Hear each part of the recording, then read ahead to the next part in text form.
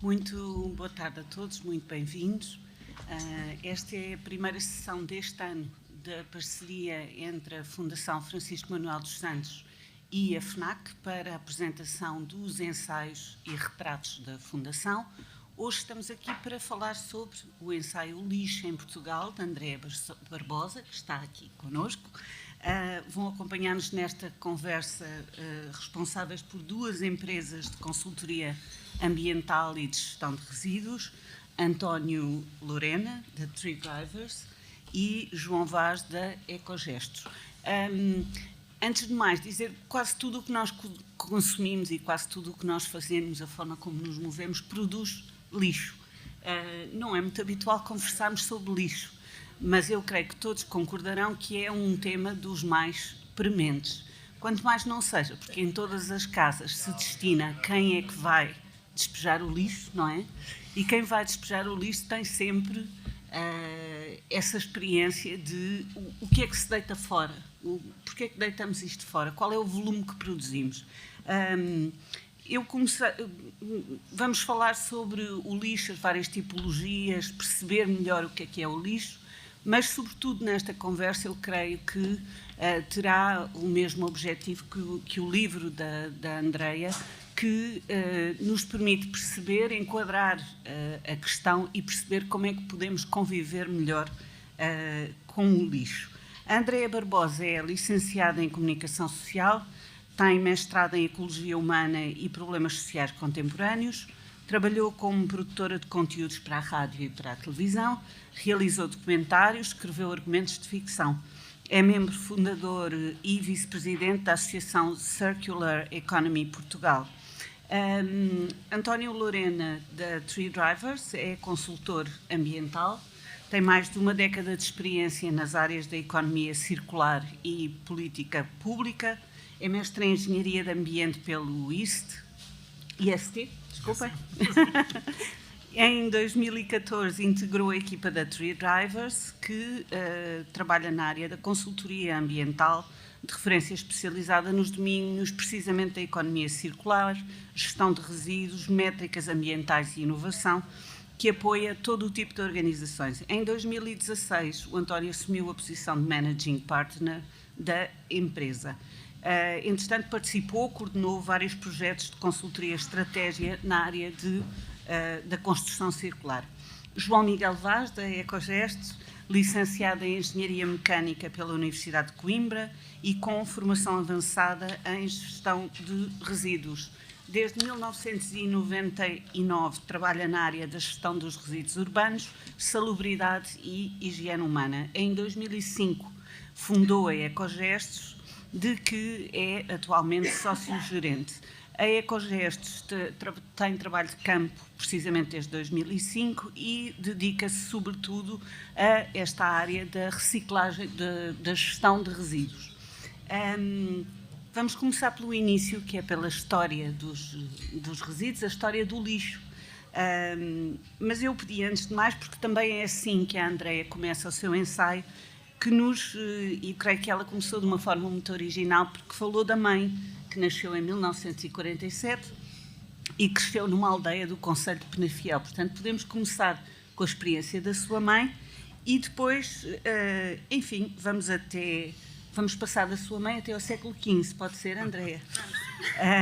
A Andréa tem uma referência muito curiosa no livro, logo no início, em que fala da invenção de plataformas para calçar por debaixo dos sapatos, por forma a elevar o transeunte acima dos dejetos acumulados no solo.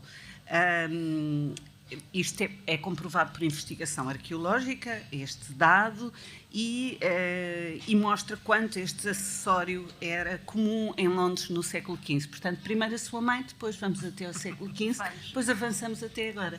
Sim. Bom, efetivamente eu abro o livro com, assim, uma síntese de uma conversa que tive com a minha mãe quando estava a começar a preparar o material para este livro.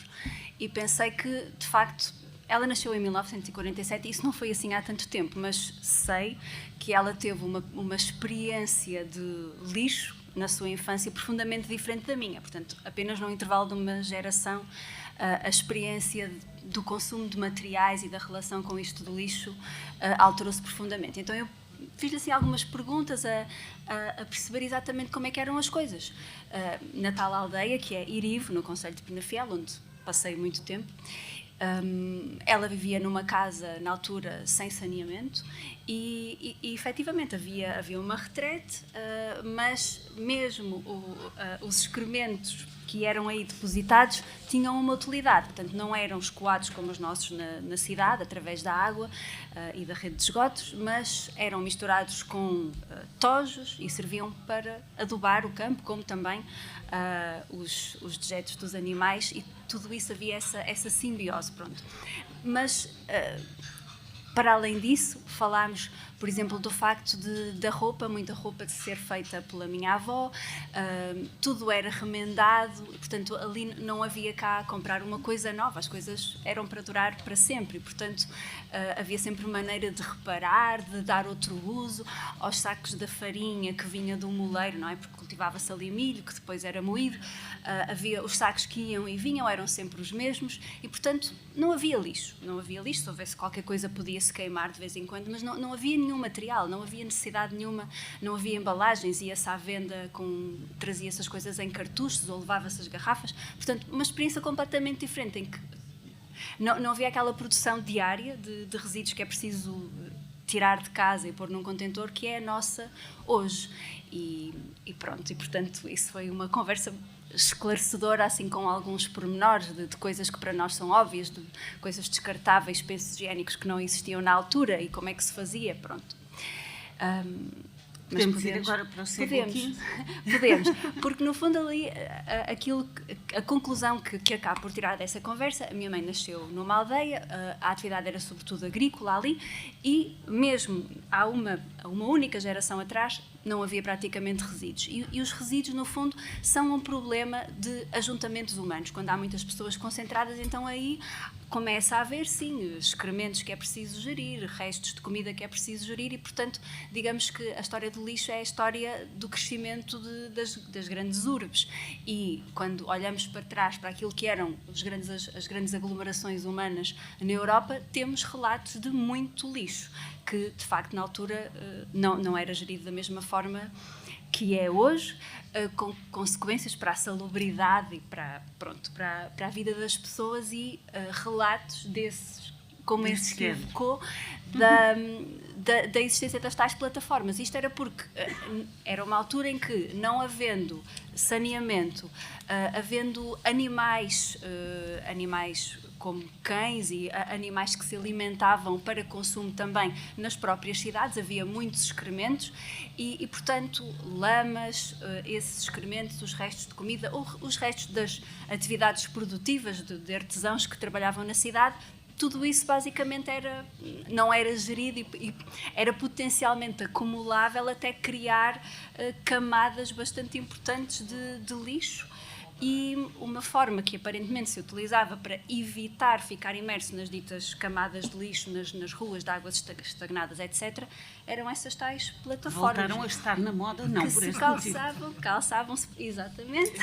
Calçavam-se por debaixo dos sapatos e assim evitava-se ficar atolado naquela porcaria que se ia acumulando e que era resultado, portanto, da acumulação de lixos diversos e da inexistência de infraestruturas e processos de gestão que permitissem tirá-los dali. Andréa, século XVI surge o esgoto, não é? Que é uma transformação muito grande. É a maior transformação, digamos, até ao século XIX?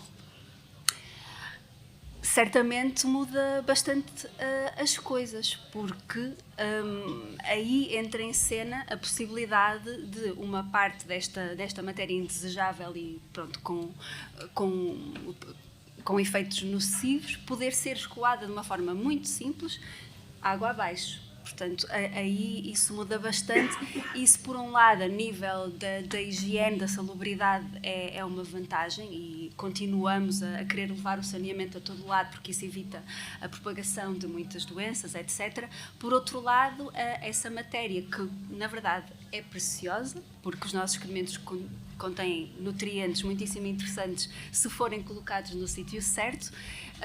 Essa matéria preciosa é alvo de processos que não permitem reaproveitá-la da melhor maneira. Agora começa-se a pensar como é que podemos fazer isso, porque estamos a enviar estes nutrientes pela água e depois, pronto, existem processos nas hectares de filtragem, etc., que permitem que a água que depois chega aos cursos naturais e aos oceanos seja um pouco depurada, mas acaba por se perder muito nutriente que, no contexto dos cursos de água e dos oceanos, é nocivo e muda, tem consequências importantes a nível dos ecossistemas marinhos. Se estivesse no sítio certo, seria alimento para as nossas plantas e para todo o ciclo orgânico, mas ainda não estamos aí. Uma das informações muitas e importantes neste livro é a de que os resíduos domésticos representam menos de 1/3 da totalidade dos resíduos produzidos em Portugal. Aliás, este livro é muito surpreendente relativamente àquilo que é a ideia que nós fazemos sobre o lixo. João, como é que foi o seu primeiro... Porquê é que escolheu esta área? E pedir-lhe também que me fale um pouco sobre a sua experiência relativamente às infraestruturas e aos processos de tratamento do lixo. Está a fazer um bocadinho de eco isto, sim. Sim.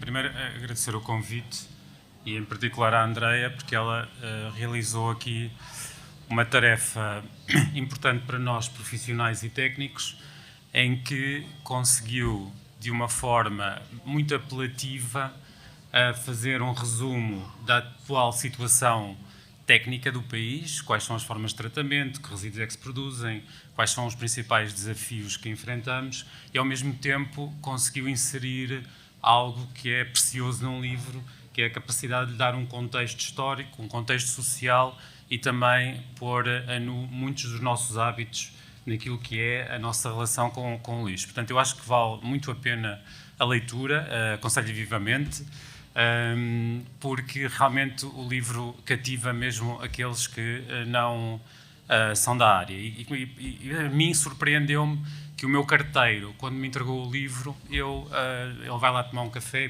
faz uma pequena paragem, porque temos uma relação, e ele é um carteiro bastante especial, porque é um pouco intelectual. E eu dei-lhe o livro para ler, e ele começou e gostou tanto que queria levar logo o livro, e eu deixei-o levar o livro, porque de tal forma foi, as primeiras páginas são deliciosas e, portanto, este mérito que a Andreia teve e que nem eu nem o António Lorena jamais conseguiríamos escrever um livro de resíduos tão interessante como este, de certeza absoluta, e, portanto, todo o mérito à Andreia.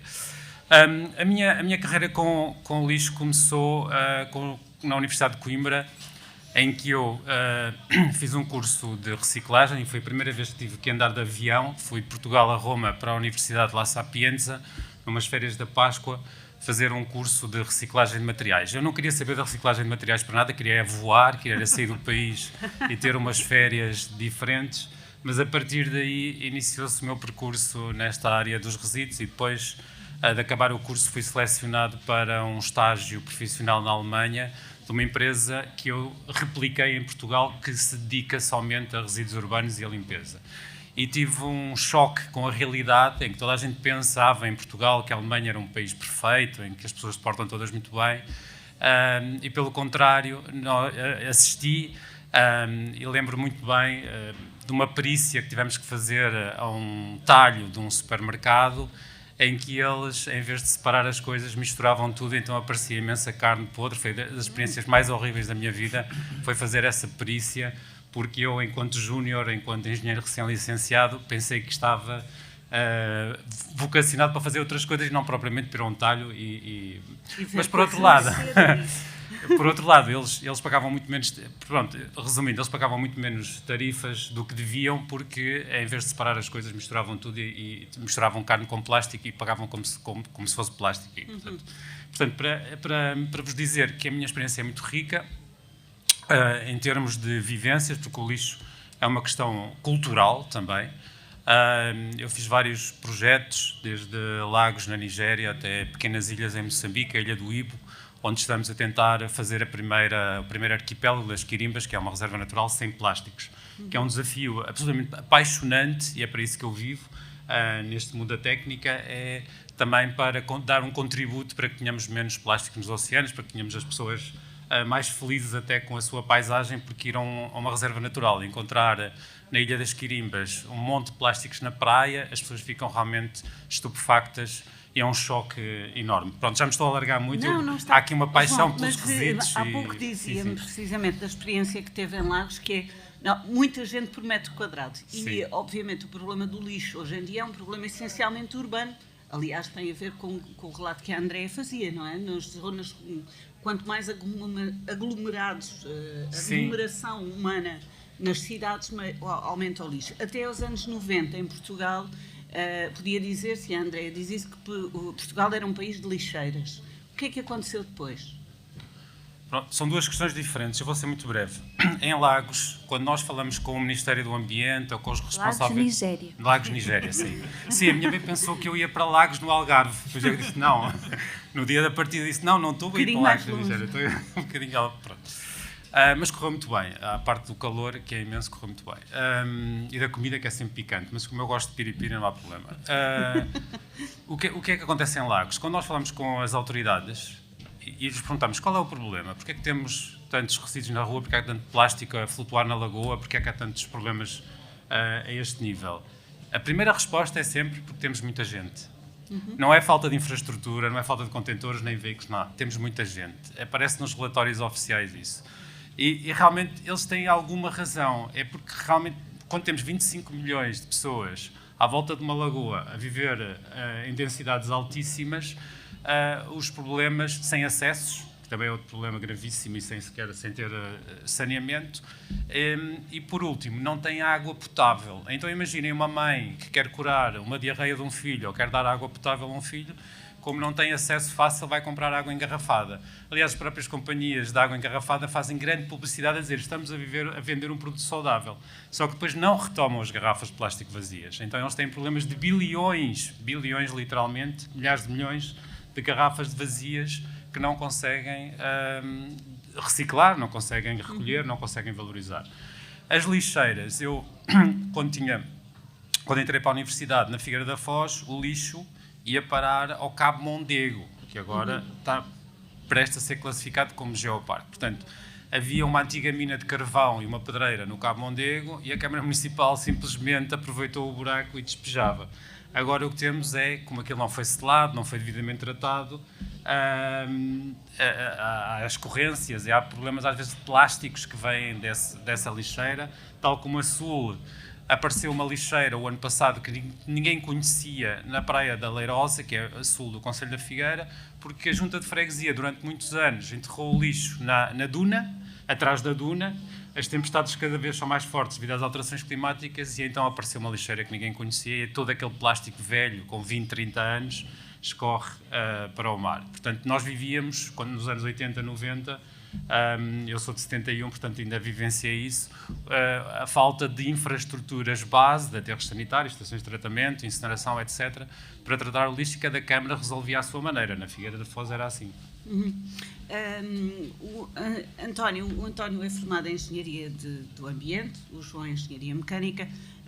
Como é que o lixo, por exemplo, a Andréia fala no livro do problema da acumulação do lixo em Lisboa e centra-se sobretudo na cidade de Lisboa, da acumulação de lixo nas zonas ribeirinhas, o que eu achei uma coisa muito interessante. Historicamente. Mas nós cada vez achamos o cidadão comum que sabe mais sobre os problemas ambientais. É verdade ou não? Estamos mais conscientes do impacto ambiental do lixo? Não estamos? Como é que está a nossa literacia em termos da gestão do lixo? Antes de mais, também quero começar por agradecer o convite. Esse tema, deixe-me só comentar, foi um tema que eu e a Andréia, quando falávamos na altura da elaboração deste livro, nós discutimos precisamente o aterro de Santos, que aquilo era rio, e aquilo foi sendo, os resíduos iam sendo ali depositados e tornou-se um aterro, e hoje é 24 de julho. Mas impediam inclusivamente os barcos de atracar, o que é uma coisa extraordinária. Sim. Mas eu deixo a Andréia certamente contará melhor, mas há essa história de Lisboa é muito interessante, a Torre do Diabo, os porcos na margem sul, no Seixal, toda a história é muito rica. Mas em relação à literacia, digamos, dos resíduos, eu acho que é um tema muito interessante. Os resíduos são uma forma, ou o lixo, é a forma que nós, enquanto cidadão, temos, é mais manifesta, é mais material aquilo que é a nossa relação com o ambiente. A questão, por exemplo, da eficiência energética, para nós é um interruptor. Para a maior parte de nós não vivemos ao pé de uma central, de uma termoelétrica, e por isso existe, de alguma forma, nós desligamos, eu ia dizer ditetes. De como se produz, não é? Exatamente, ou seja, nós não sentimos aquilo que é um impacto, mas nos resíduos, como referiu, nós vamos pôr o saco no contentor, ou seja, há uma materialidade daquilo que nós fazemos que torna quase obrigatório que a pessoa tenha noção daquilo que é o resíduo que produz. Contudo, ao mesmo tempo, eu acho que nós temos muitas pessoas que já tornam este um ato automático e já não têm essa associação. Olham para o contentor simplesmente como qualquer coisa que eu, ao final do dia, tenho que ir pôr fora de casa. E, infelizmente, subsistem, e a Andreia fala isso muito bem no livro, subsistem imensos mitos, imensas ideias pré-concebidas, e nós discutimos isto, que eu, na minha ignorância, eu diria que é quase uma forma das pessoas desculparem-se em relação à sua inércia ou à sua falta de vontade de fazer, ou falta de, podemos dizer, falta de espírito comunitário, que quisermos, mas a falta do comportamento correto. E há aqui outro dado interessante, mas que a André também refere no livro: se nós formos perguntar, formos fazer um inquérito, todos os portugueses se preocupam com o ambiente. Aliás, existe o Eurobarómetro e os portugueses são os que mais, na Europa, se preocupam mais com o ambiente. Somos sempre potencialmente muito bonzinhos. Sim, exato. Perguntado somos, mas depois quando perguntamos se faz, as pessoas dizem que não. E dizem que não porque o ecoponto está demasiado longe, porque os municípios, os bandidos misturam tudo. Pois, e porque esse é um mito muito frequente, não é? Que é, para que é que eu vou separar? Porque eles depois misturam isto tudo. Sim, sim. E há uma discussão que eu não consigo, no fundo, dar uma grande resposta, mas eu acho que há uma discussão se as pessoas verdadeiramente acreditam nisto ou se usam isto como desculpa para a sua própria inércia. Porque, de facto, isso continua a ser uma barreira. Tudo o que nós podemos falar daquilo que é lixo, estamos a falar de um comportamento das pessoas. É uma construção social. O lixo é uma construção social. E nós, ao longo ou seja, quando a Andreia refere o que a mãe produzia de resíduos e tudo mais, isso é uma questão de educação. Eu uso muitas vezes o exemplo da minha mulher. A minha mulher cresceu numa quinta e nós nunca deitámos o lixo orgânico, nunca o deitámos para o lixo indiferenciado. A minha mulher obriga-me a andar, se for preciso, 1 km para ir alimentar ovelhas com os biorresíduos. Eu sou bom, eu sou bem mandado. Verdadeiramente bom. Sim.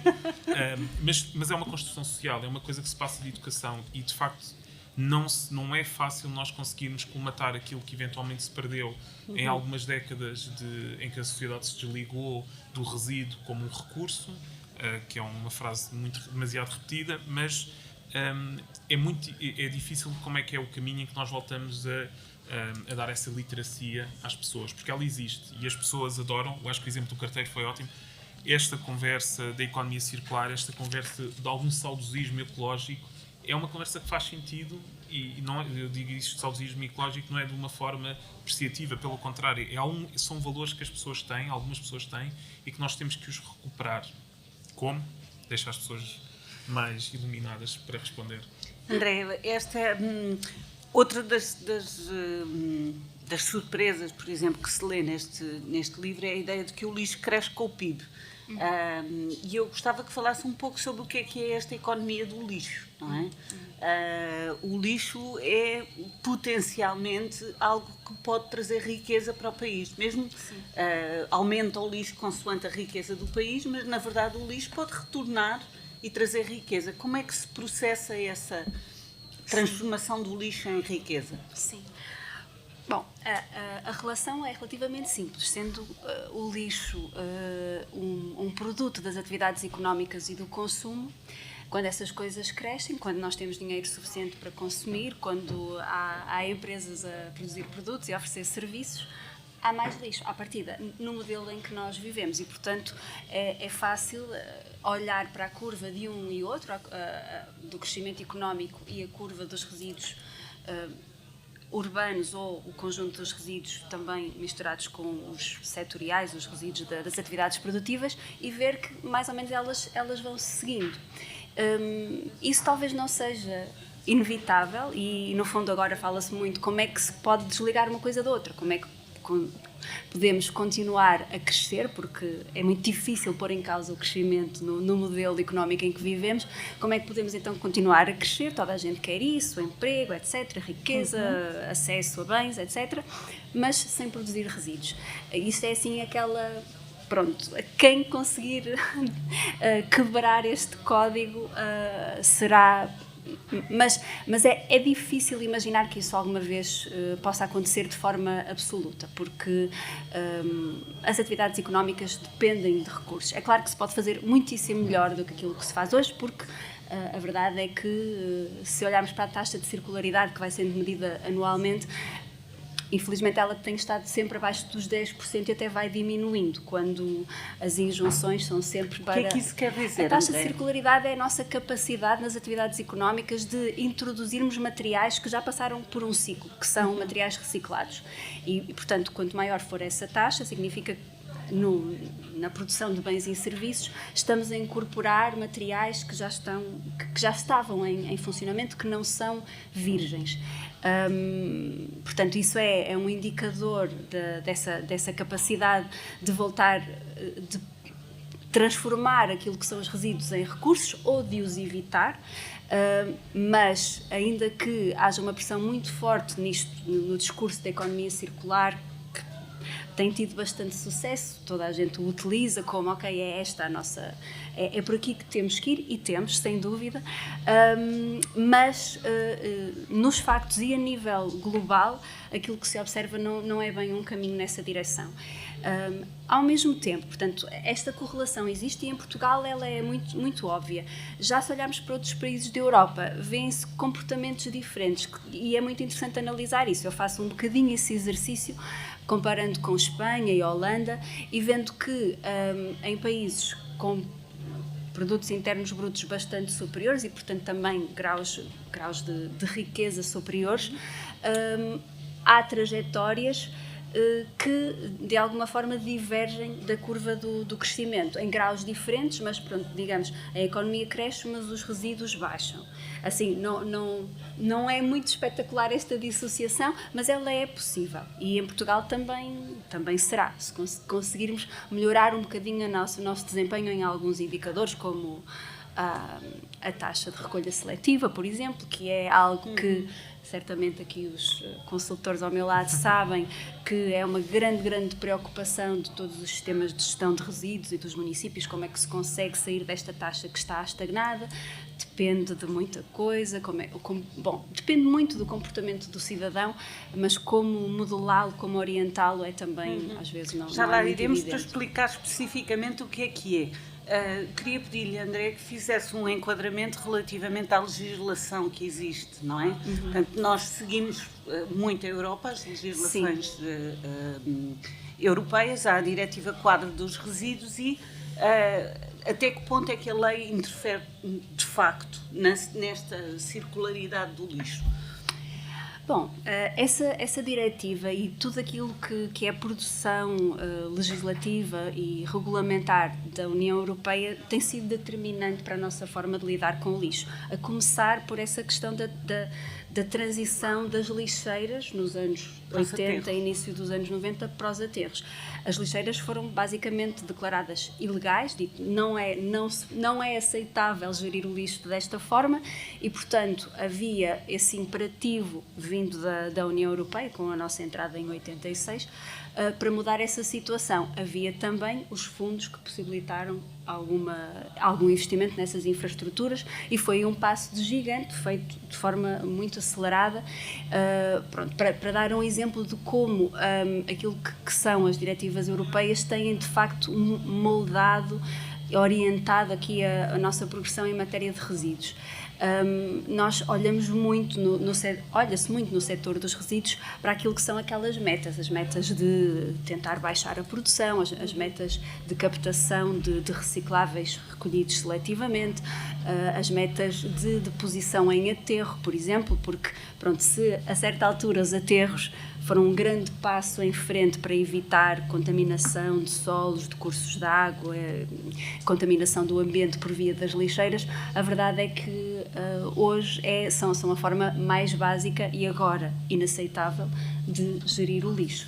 E, portanto, essas metas que vão sendo impostas e, por exemplo, a existência de novos fluxos de resíduos recolhidos seletivamente, pouco a pouco vão-se adicionando fluxos na tentativa de os isolar e de os tornar efetivamente matéria-prima para processos de reciclagem, de incorporação na economia.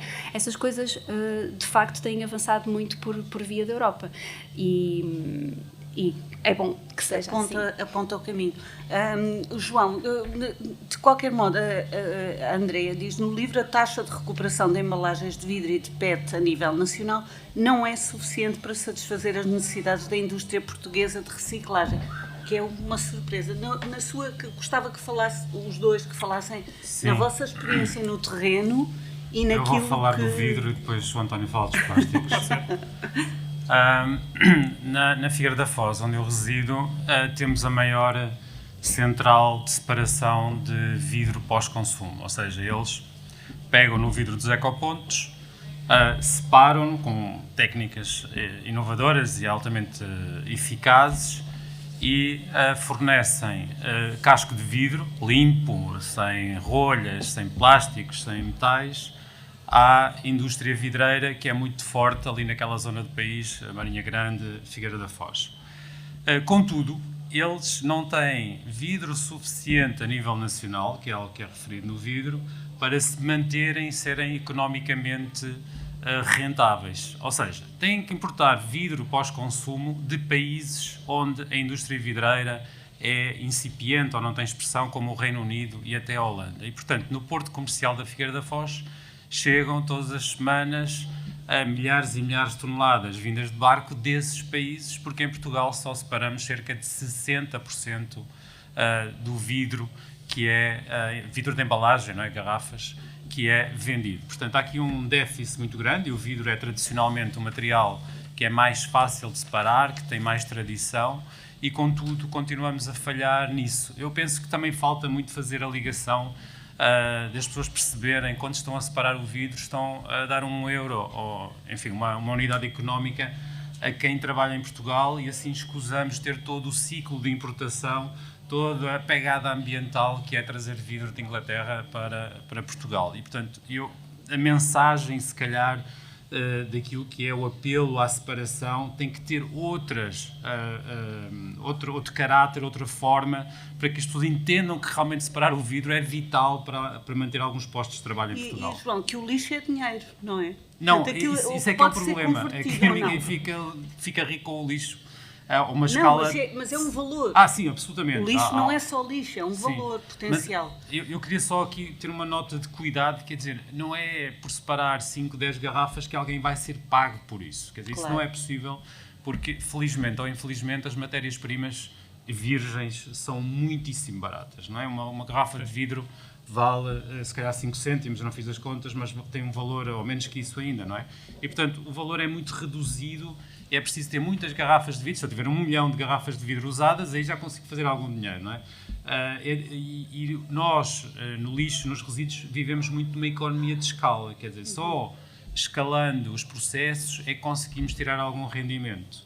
E daí que seja difícil, as pessoas pensam que é fácil, mas não é, estar a pagar às pessoas ou dar um incentivo financeiro direto a quem separa o lixo. Isto não é viável em lado nenhum do mundo, quer dizer.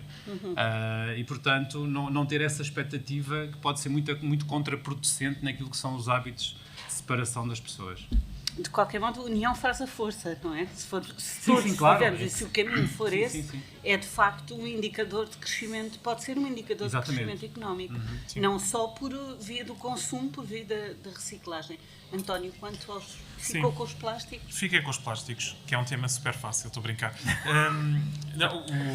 Isto podemos generalizar, ou seja, o PET, ou seja, a circunstância de Portugal não recolher o suficiente para abastecer a indústria, e se estamos a falar de uma indústria de reciclagem, ou seja, são empresas que pegam neste PET e transformam num PET que já pode ser utilizado como matéria-prima.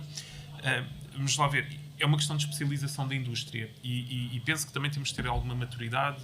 Isto são cadeias globais, ou seja, o facto de Portugal ter indústria vidreira justifica que Portugal tenha esse consumo. Aqui o trágico é de facto, no caso do vidro, o caso do PET as taxas são ainda menores, mas nós não conseguimos recolher mais vidro. O vidro e PET e plásticos de forma geral, o caso do vidro está muito associado, por exemplo, aos restaurantes, ao canal Horeca, que há uma grande quantidade do vidro que é colocado no mercado que está nesses locais. E a verdade é que, quando pedimos ao final do dia para aquele estabelecimento colocar as embalagens uma a uma, por exemplo, no Ecoponto, há muitos que não estão disponíveis. Ou seja, voltamos a uma questão de comportamento. E em Espanha, por exemplo, a taxa de separação é cerca de 80%, dados oficiais. O PET ainda é menor. Nós estamos a falar de taxas de reciclagem, isto pode haver discussão, mas estamos a falar entre... Os nossos números andam à volta de 40%, mas se formos olhar para outros números, andam à volta dos 50%. Em qualquer caso, muito do PET que nós colocamos no mercado não está a ser recuperado. São garrafas de plástico, mas temos muitos outros produtos de PET, como bandejas, covetes de carne, que nem são recicláveis, ou seja, que os recicladores nem as querem, porque têm, por exemplo, barreiras, têm outros plásticos para garantir a qualidade da carne. E isto leva-me a um ponto. Nós, além do comportamento do cidadão, que justifica porque é que estamos, por exemplo, nos 40% no PET, nós ainda temos o comportamento de quem coloca esta embalagem no mercado, que também tem que garantir que ela é reciclável. Porque se nós formos verdadeiramente avaliar embalagem em embalagem aquelas que são recicláveis, nós vamos chegar a uma constatação que se calhar metade das embalagens que são colocadas no mercado não são recicláveis. E isso é, por si só, trágico. Sim. E fico com esta nota positiva. Andréa, falava, e quando falou no sistema, nesse tal sistema Pay as you throw, não é? Pago consoante deita fora, e na recolha seletiva dos biorresíduos, na digitalização da gestão e do tratamento, ou seja, naquilo que são as abordagens inovadoras, eu vi-os engelhar assim um bocadinho o nariz, não foi? Relativamente ao... queria que primeiro a Andréa explicasse o que é que podem trazer essas abordagens e em que é que consistem, de facto. Sim, esta sigla PAIT, Pay as you throw, designa sistemas de gestão do lixo em que o cidadão vai pagar em função daquilo que deita fora. Em que é que isto é diferente daquilo que nós hoje temos? Nós todos pagamos uma taxa, contribuímos enquanto produtores de lixo, não é? Portanto, e o princípio é esse, nós somos produtores de lixo, somos poluidores e, portanto, por isso temos que nós, enquanto geradores desses resíduos, também contribuir para a sua remediação. Portanto, esse é o enquadramento legal. Nós pagamos todos uma taxa de gestão de resíduos, mas às vezes nem sabemos que a pagamos, porque ela está indexada à nossa conta de água. Mas se olharmos para lá, vemos que quando pagamos água, não é só a água, é também o serviço de saneamento e a taxa de gestão de resíduos do município em que estamos. Só que ela é proporcional à conta de água e, portanto, não tem nada a ver com o nosso comportamento. Se separamos ou não, quanto lixo fazemos, não é refletido nessa residual. taxa. E esse tal Pay as you throw é a ideia de mudar isso e de indexar realmente aquilo que pagamos ao nosso comportamento e ao nosso grau de produção de resíduos. Depois, há diferentes formas de operacionalizar isto, que são mais ou menos complicados. Podem ser até muito complicados, quer dizer, de certa forma, quando eu olho para as operacionalizações mais pesadas, que implicam que caminhões vão recolher contentores que estão identificados, que estão associados a um produtor de resíduos que vive naquela casa, vai tudo ser pesado, vai ser contabilizado em sistemas informáticos. Isto já se faz. É uma espécie Não é de policiamento do lixo, não é? Não sei, pergunto. Não, é que este sistema já existe há muito tempo em alguns países da Europa. E, no fundo, nos resíduos, nós não conseguimos, ao contrário da água, mensurar o consumo exato, neste caso o consumo é o descarte, de um alojamento, mas conseguimos fazer uma aproximação em termos de volume. Este sistema é muito curioso, que a Andreia falou do peso, surgiu após a queda do Muro de Berlim, no princípio dos anos 90, nos novos estados, Neue Bundesländer, da Alemanha a leste, onde se estava a desenvolver toda uma infraestrutura nova. E então, tudo o que era de ponta nessa altura era aplicado nos Neue Bundesländer. E o que aconteceu é que usaram o peso exatamente para medir a quantidade de resíduos. E foi um falhanço, não resultou muito bem, porque para além dos sistemas tecnológicos serem muito complexos, como a Andreia disse e bem, o peso permite a falcatrua muito mais facilmente que o volume. O que aconteceu na Alemanha? As pessoas levavam o lixo mais pesado para o local de trabalho ou enfiavam nas papeleiras e assim tinham quantidades em peso muito baixas. E, portanto, chegou-se à conclusão, e o sistema de peso não vigou em lado nenhum da Europa, só nesses estados é que é feito por peso, chegou-se à conclusão que o volume era um proxy, uma aproximação muito melhor do que o peso. E mesmo nos Estados Unidos poucos fazem por peso. Aqui em Portugal, eu estou envolvido em vários projetos que já estão a fazer aquilo que a Andreia diz, que é, eu tenho um alojamento, tenho um contentor com um pequeno chip, que é um RFID, custa €1, e cada vez que esse volume é baldeado para dentro do veículo, o sistema diz, este senhor na rua tal, baldeou. O que é que eu faço? Digo assim às pessoas, olha, tem 26 baldeamentos que vai fazer. Um prédio, não é? Não será? Um prédio, ou uma moradia, seja quem for. Por isso há muitos sistemas, isso ia entrar aqui. Por isso é que eu fiz imóvel, aquele... vamos Há bocado dizer sorri, assim. porque isso, o tarifário, as tarifas, o peito, isso é um mundo bastante... Não duvidamos que seja complexo, complexo, não é? sim, pronto, e um bocadinho tricky para ser... mas aquilo que está a fazer, por exemplo, em São João da Madeira, em que eu acompanho esse projeto, é que realmente já temos uma base de dados muito forte e as pessoas vão se adaptando àquilo que fazem e ao feedback que o sistema lhes dá. Por exemplo, se eu disser às pessoas, olha, tenho aqui os indiferenciados e só vou recolher uma vez por semana, as pessoas adaptam-se e nem sequer refilam muito. Se eu lhes disser, olha, vou recolher 3 vezes por semana, as pessoas encantadas, só que só põem o contentor na rua depois 1 ou 2 vezes por semana. E, portanto, chegamos à conclusão que facilmente nós conseguimos moldar comportamentos se os controlarmos minimamente. Controlar é só saber quantos baldeamentos é que fez. E como eu estava a dizer, para que as pessoas evitem levar o contentor para outro sítio ou que o contentor desapareça, as pessoas logo à partida já pagaram 52, 26 baldeamentos depende do sistema. Já pagaram uma determinada quantia e, portanto, não podem fugir a um pagamento de passe. Agora, quem não separar nada é obrigado a fazer 3, por exemplo, por semana e vai pagar 150 baldeamentos. E assim eu consigo associar um produtor, um alojamento, ao número de baldeamentos e a uma tarifa que é diferenciada do meu vizinho que não separa nada. Porquê? O que é que ocupa muito volume no contentor? São os plásticos. Não é? Todos vocês em casa sabem disso. Os plásticos Mais chegam do que ao o fim. papel, é aquilo que ocupa Muitíssimo mais. Chega ao fim, tem um contentor de 100 litros que tem 3 quilos lá dentro de plásticos se os pesar, não é? Se lhe puser só restos de comida, tem 30 quilos nos 100 litros. Portanto, há aqui depois uma disparidade muito grande e aquilo que está a fazer Sintra, e bem, é as pessoas que aderem à separação dos restos de comida, dos biorresíduos, têm logo automaticamente uma bonificação de €1 mensal. E isso, se eu pagar €1 mensalmente às pessoas é muito pouco, mas se eu pagar 12 € ao final do ano pela adesão, já tem impacto, não é? Portanto, nós temos que ser inteligentes nesta questão do tarifário dos resíduos, que é mostrar às pessoas que vale a pena aderir à separação dos biorresíduos. E, portanto, a partir daí as pessoas sentem que realmente têm um desconto no final do ano e isso motiva muito a separação, uma coisa que ainda é completamente nova entre nós, que é ter um baldinho em casa para os restos de comida. Só dar uma nota final de otimismo. Nós temos seguido bastante a recolha em vários municípios do centro do país e em Silves, no Algarve, e as pessoas, quem faz a separação dos biorresíduos em casa, faz muitíssimo bem. Ou seja, não aparecem objetos estranhos, nem vidro, nem plásticos, nem nada. Quem não faz, simplesmente não faz e entregamos o balde, mas ele depois nunca aparece na rua e a pessoa nunca entrega os biorresíduos porque é tudo voluntário, tem tudo um caráter ainda pouco obrigatório, ou o tarifário não reflete aqueles que fazem e separam Não, retorno, daqueles que não fazem. Acima de tudo é isso. O tarifário serve para fazer isso. Quem faz paga menos, quem não faz tem que pagar mais por aqueles que, enfim, para haver uma compensação. Não sei se há perguntas.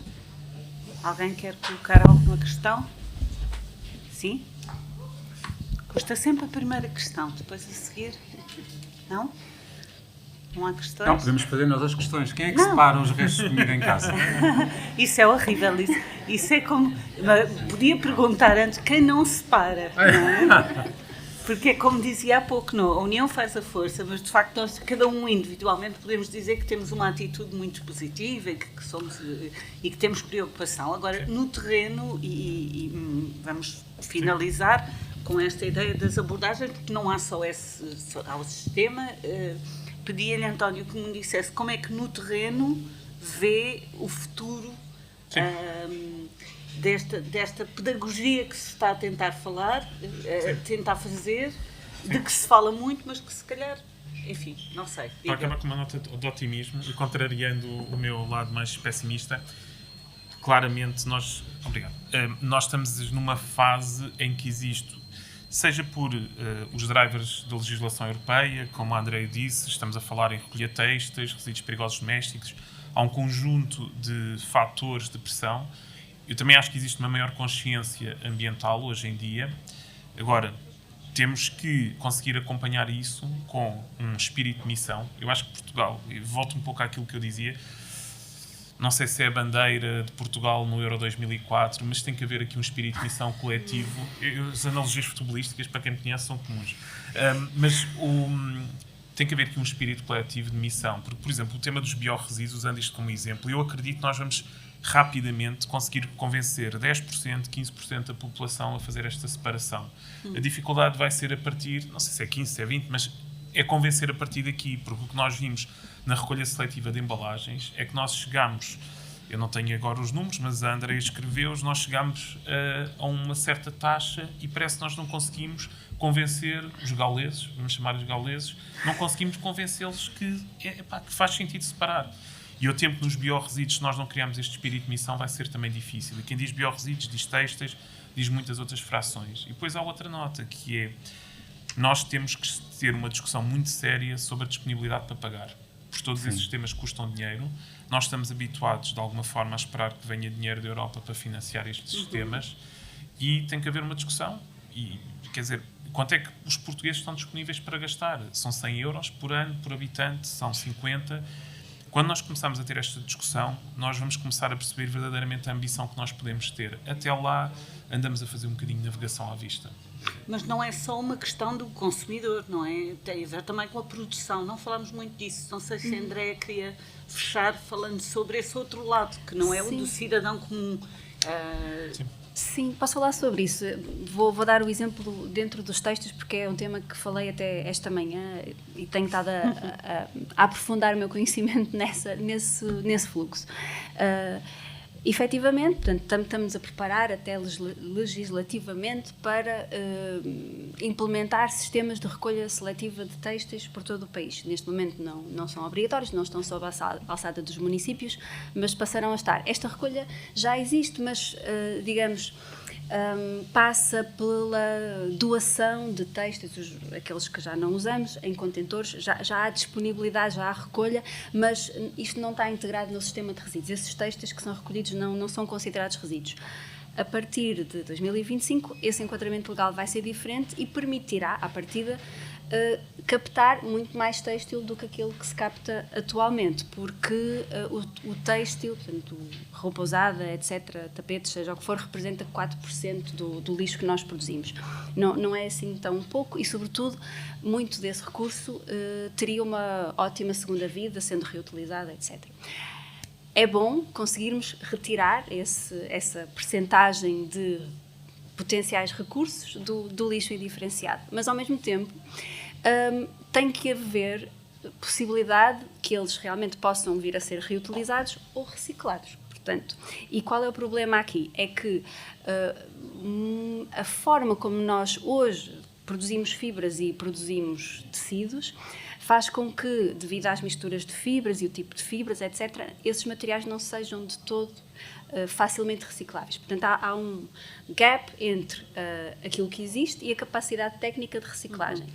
Ou seja, vamos captar imenso material, mas não vamos ter capacidade de o reciclar e depois, em termos de reutilização, temos aí uma via também, mas esse mercado, não é? Com todos os países europeus a alinharem-se agora nessas novas injunções de recolha, etc., vai-se saturar o mercado e já estamos a exportar imenso têxtil para fora das fronteiras comuns. E André, alimenta esse mito de que sim, nós fazemos, mas depois há uma espécie de um funil e estas coisas acabam por não funcionar. Neste caso, sim, temos aqui no fim de linha problemas de saturação em materiais, problemas técnicos de processamento dos materiais, mas no fundo onde eu queria chegar é que tudo bem, podemos estar agora, se calhar, com esta recolha seletiva, a tratar melhor estes potenciais recursos, mas isso não chega. Se, por exemplo, no momento da fabricação, não conseguirmos produzir tecidos, produzir fibras que efetivamente sejam recicláveis no final, sejam separáveis por processos que ainda estão por inventar ou então adaptar àqueles que existem. E mais do que isso, porque, digamos, neste ciclo de consumo desenfreado,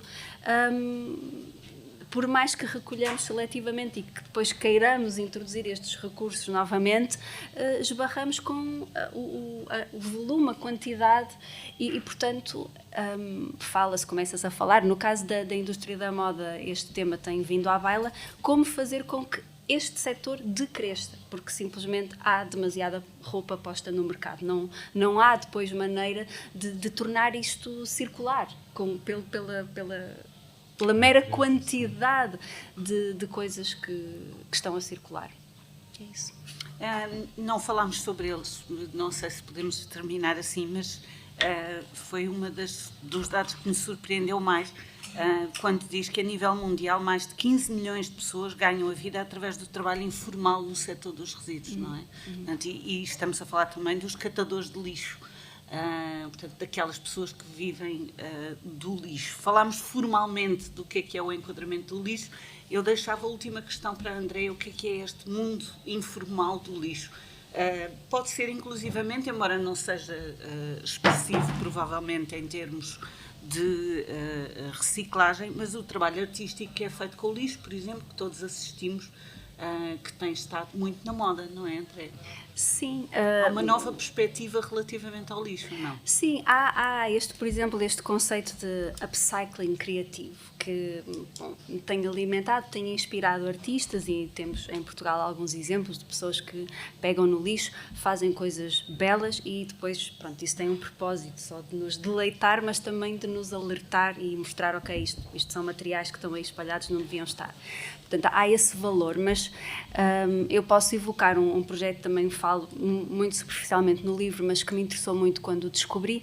Esta temática dos catadores é mesmo muito interessante e é um fenómeno que está, é muito expressivo em grandes metrópoles da América Latina, no Brasil, na Argentina e também em África. Aí o que aconteceu foi que, nós conhecemos, não é, os milhões de pessoas que vivem em São Paulo e noutras grandes cidades deste continente, em que, não havendo as instituições capazes de recolher seletivamente ou de simplesmente recolher o lixo na quantidade em que ele ia sendo produzido, mas havendo muitas pessoas pobres e com necessidade de ganhar a vida, espontaneamente há esta atividade de ir ver, ok, que materiais que riqueza é que eu posso tirar destes materiais, como é que eu os posso vender.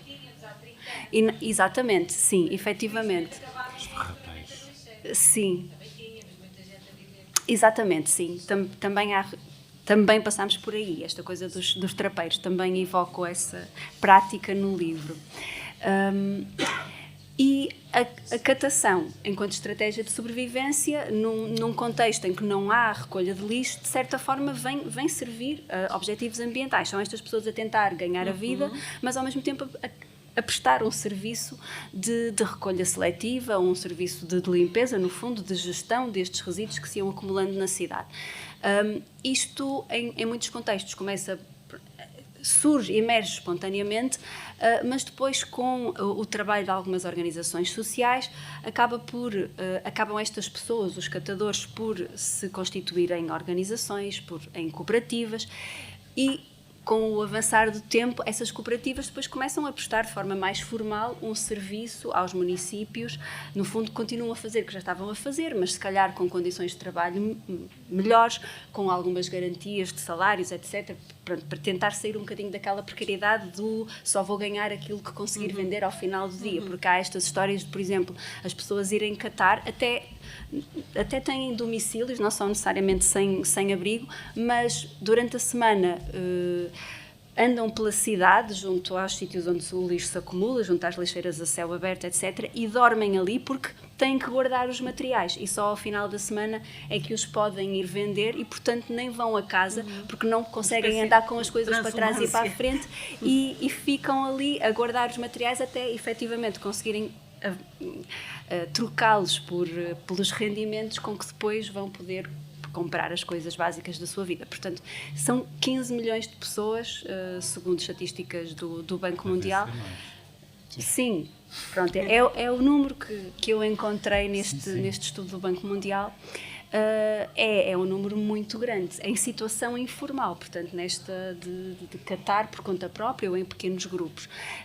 O que também achei engraçado foi que, por causa do trabalho destas organizações, muitas vezes organizações religiosas que vão ao encontro destas pessoas, tentando perceber do que é que precisam, como é que eles podem ajudar a melhorar um pouco as suas condições de vida, encontrar ali trajetórias de educação ou assim, e houve estratégias muito criativas de, por exemplo, envolver catadores de lixo que catam papelão, por exemplo, isto no Brasil e na Argentina há vários exemplos de editoras de livros feitos a partir deste papelão, em que o papelão é a capa, os catadores têm momentos em que vão fazer pintar a capa dos livros, e depois há colaborações com escritores, com produtores de conteúdo, e estes livros depois são um objeto assim híbrido, não é?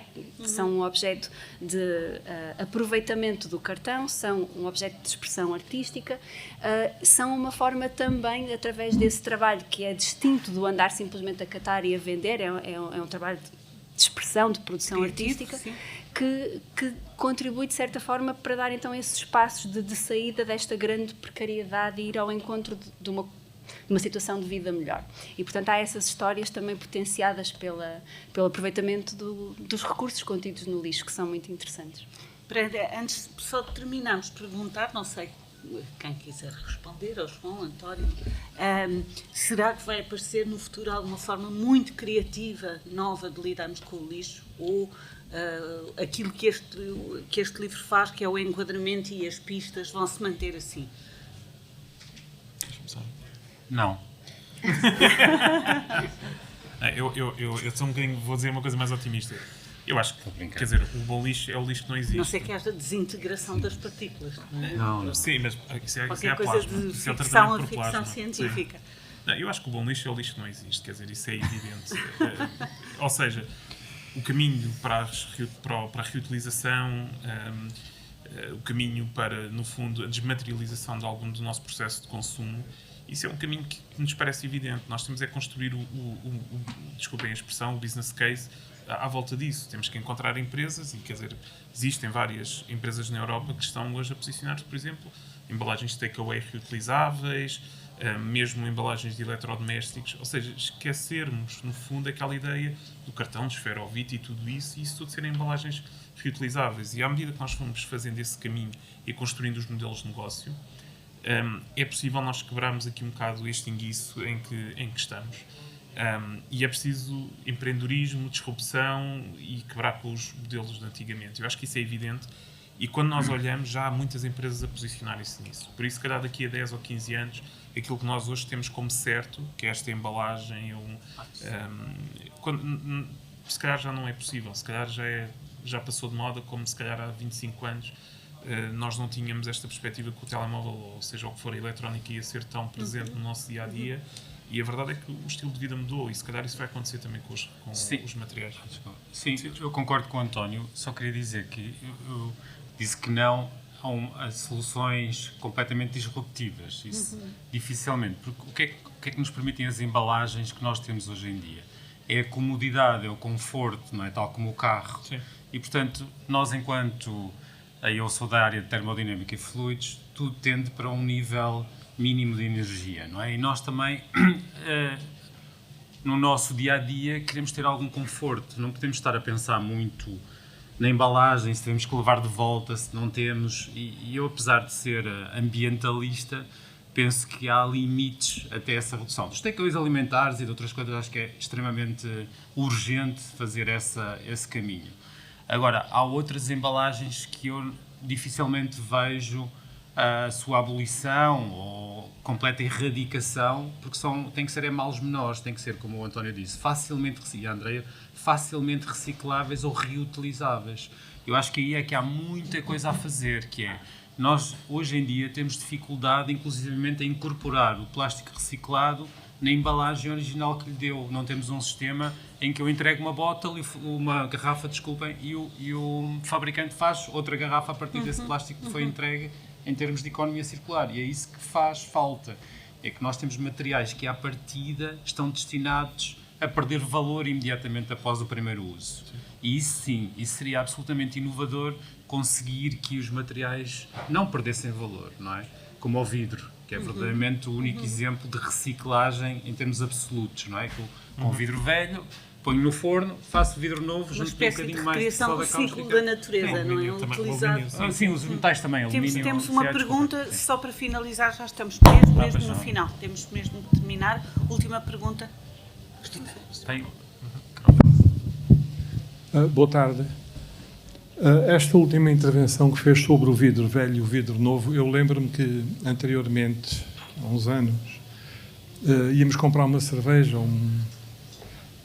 pagávamos o depósito e depois, quando entregássemos a garrafa, recebíamos o depósito de volta. E aquela garrafa era utilizada 2, 3, 4 vezes. Não havia a noção de vidro velho e vidro novo. Era vidro, o vidro eterno, entre aspas. Não é? Hoje em dia, bebe-se uma cerveja e tira-se a garrafa para o lixo. Enfim, para o contentor certo, mas para o lixo. Isto não é um retrocesso? Esta nova filosofia. Vou terminar já. Desculpa. Porque está bem que o vidro é fácil de reciclar, funde-se novamente, mete-se no molde e sai outra garrafa. Mas há gasto de energia que, com o aproveitamento da garrafa já feita, não é preciso fundi-la para voltar a dar-lhe forma. Isto não é um retrocesso para as novas preocupações da reciclagem? Obrigado. Sim, claro, é um retrocesso porque se despreza até a logística inversa, isto é, entregam-se garrafas cheias, deviam-se levar as garrafas vazias de volta e, apesar de haver alguns estudos que indicam pegadas ambientais diferentes, em países onde a gestão de resíduos está mais avançada, é obrigatório por lei. Por exemplo, na Alemanha, todas as embalagens de bebidas com gás, que é muito interessante, eles dividem em garrafas com gás, que é cerveja, não é? Que é o maior consumo, são obrigadas a ter esse percurso que é a reutilização. E mesmo que sejam em plástico, são obrigadas a têm taxas, tarifas, que as levam a devolver o plástico. E esse exemplo que deu é muito pertinente, porque mesmo no caso do vidro é fácil, porque o vidro não perde valor, facilmente se lava, facilmente se enche novamente. No caso do plástico, isso já é um bocadinho diferente. O plástico ser rijo, espesso, tem que ter uma densidade, tem que ter grande qualidade para poder ser lavado e reutilizado. Mas é possível, eles fazem isso na Alemanha, por exemplo. Resumindo, eu concordo em absoluto consigo. E só por imposição legal e económica é que se voltará outra vez à logística inversa e à reutilização de determinadas garrafas, como, por exemplo, e agora há uns estudos que indicam que isso seria viável também do vinho. Não é? Porque é que não devolvemos as garrafas do vinho, que são pesadas, que são algumas caras de se produzir e que, portanto, faz todo sentido não deitar fora e reutilizar. Eu concordo consigo. António? Sim, muito rapidamente.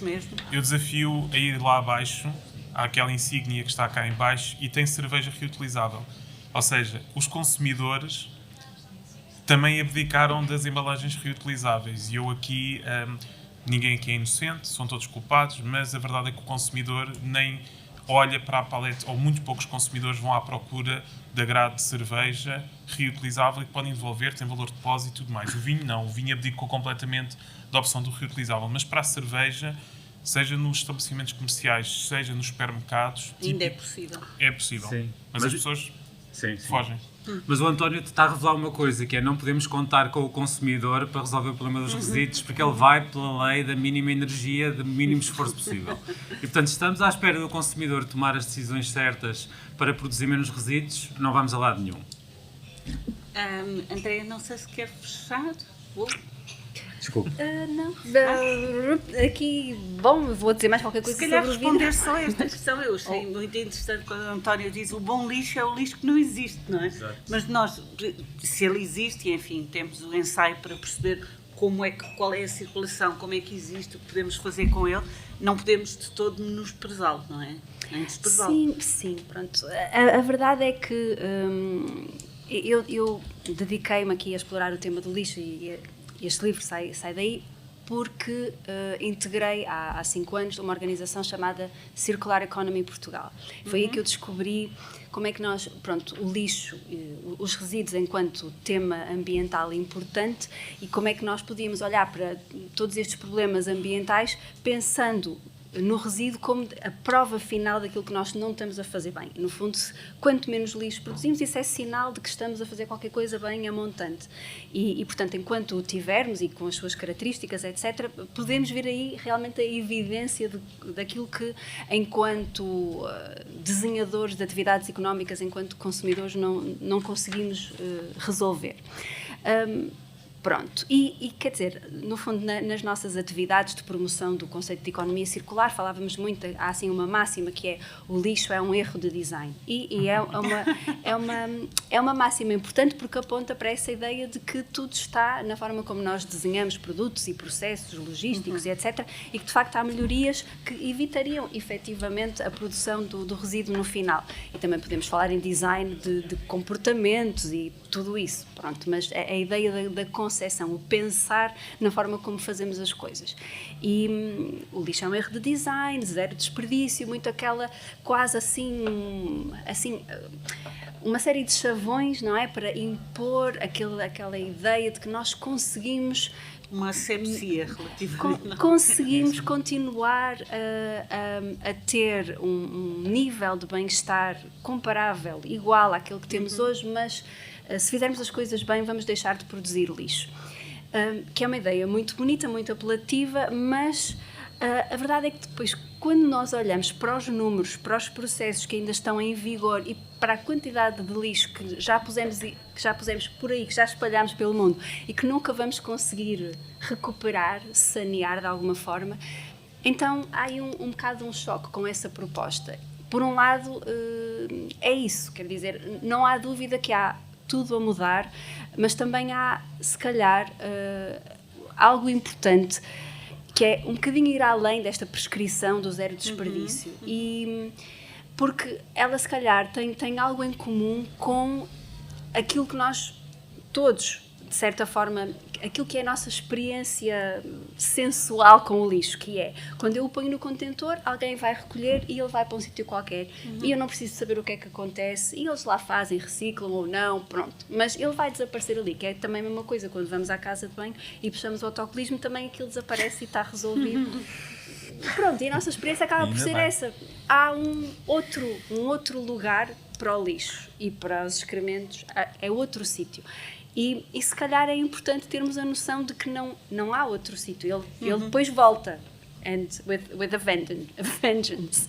E então, isso significa o quê? Que se calhar também, culturalmente, poderíamos abrir espaços para a presença do lixo. E para eu falo um sermos bocadinho realistas, disto. não é? Pronto, isto é assim uma abordagem mais conceptual. Como é que nós podemos dar lugar ao lixo para não fingirmos que ele desaparece e realmente o olharmos de frente e o manipularmos, pronto.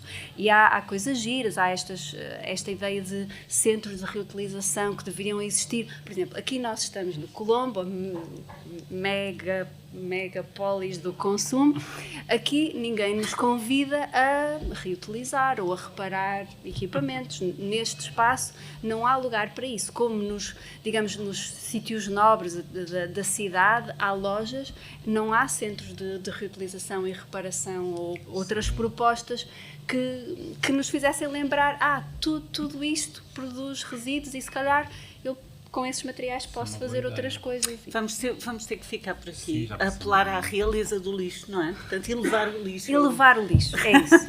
Ficamos com esta mensagem. Muito obrigada a todos, muito boa tarde. Muito obrigada.